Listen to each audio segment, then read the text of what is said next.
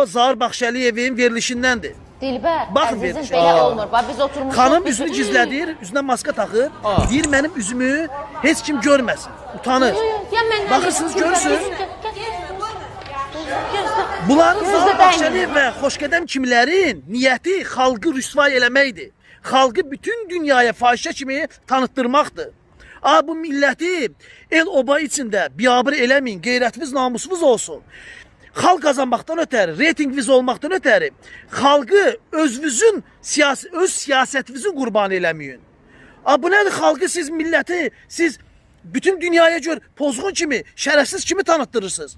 Arvad gəlir, ərini axtarır, nə bilim arvadını axtarır, başqa kişinin yanında olur. Siz onları orada öyrədirsiniz ki, belə dinən. Bu deyir, eybi başqa kişilə yatsa da mənim qəbulumdur. Xalqı siz niyə milləti Azərbaycanı siz başqa ölkələrə fahişə kimi tanıtırsınız? Bağlatdırın bu verilişləri.